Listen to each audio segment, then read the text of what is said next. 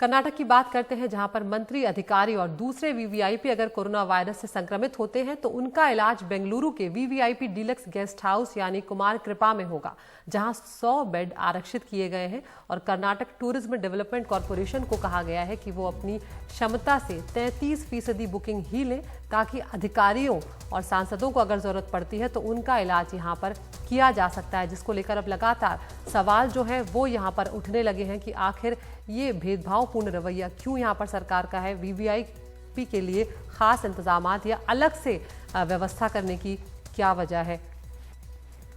तो deluxe guest house है जहां पर 100 बेड जो हैं वो रिजर्व यहां पर किए गए। हम रुक करते हैं हमारे सहयोगी निहाल किदवई का। निहाल, ये वीवीआईपी के लिए उनकी सेहत की चिंता अलग से क्यों की जा रही है सरकार को? ये तो साफ तौर पर भेदभाव करने वाली बात है। काफी चौंकाने वाली बात है और जब से ये नोटिफिकेशन आया है तब से इसकी चर्चा हो रही है कि एक वीवीआईपी गेस्ट हाउस, इसको किस तरह से वीवीआईपी के लिए सुरक्षित कर दिया गया है, उनके इलाज के लिए सुरक्षित कर दिया गया है। वहीं दूसरी तरफ इससे कुछ ही किलोमीटर की दूरी पे सबसे बड़ा कर्नाटक सरकार का विक्टोरिया हॉस्पिटल कोविड-19 ट्रीटमेंट फैसिलिटी है और वहां पर देखिए कई तरह की शिकायत मिल रही है। हमें यह भी पता चला है कि एक मरीज हाल ही में वहां से भाग भी गया था जिसका इलाज चल रहा था, और यहीं पर कुछ दिन पहले एक मरीज ने आत्महत्या भी कर ली थी, वो भी पीड़ित था कोविड-19 से।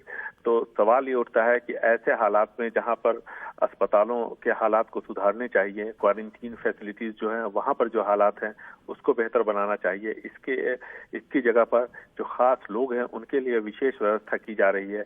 इसको लेकर के निश्चित तौर पर काफी यहाँ पर जिस तरह से हंगामा मच रहा है, ये आने वाले दिनों में भी इस हंगामे की गूंज आपको यहाँ पर सुनाई देगी। जब हमने कांग्रेस के एमएलसी और स्पोक्स पर्सन यहाँ पर रिजवान अरशद है, उनसे पूछा कि आपका क्या कहना है इस पर, तो उनका ये कहना था कि सरकार अगर चीजों को सही ढंग से हैंडल करती तो आज ये हालात नहीं होते, अलग अलग लोगों के लिए अलग अलग व्यवस्था नहीं करनी पड़ती। वहीं पर बीजेपी के सांसद हैं उमेश यादव, उनका ये कहना था कि आज के जो हालात है उसमें सरकार को जो कुछ भी जहां पर भी संभावना दिखती है, जो भी फैसिलिटीज है उसका ज्यादा से ज्यादा किस तरह से इस्तेमाल किया जा सकता है, इसको ध्यान में रख करके सरकार काम कर रही है। और ऐसे में लगा कि ये एक फैसिलिटी इसको बनाया जा सकता है, इसलिए यहाँ पर वीवीआईपी के लिए फैसिलिटी बनाया गया है, इसको लेकर के विवाद खड़ा नहीं होना चाहिए। तो उन्होंने सरकार का बचाव किया। जाहिर है वो बीजेपी के हैं, बीजेपी की सरकार है यहाँ पर, लेकिन काफी इस बात को लेकर के चर्चा हो रही है। साथ ही साथ यहाँ से कुछ दूरी पे एक आश्रम है श्री श्री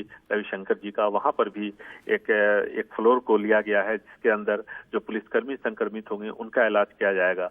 तो कुल मिलाकर के चूंकि सरकार का ये मानना है कि आने वाले दिनों में यहाँ पर हालात खराब हो सकते हैं और बार बार कई मंत्री इस बात को कह रहे हैं, इसलिए भी सरकार अपनी तरफ से तैयारी कर रही है। लेकिन इस वीवीआईपी गेस्ट हाउस को जिस तरह से कोविड-19 फैसिलिटीज में वीवीआईपी के लिए बनाया तब्दील कर दिया गया है, इसको लेकर के काफी सवाल उठाए जा रहे हैं।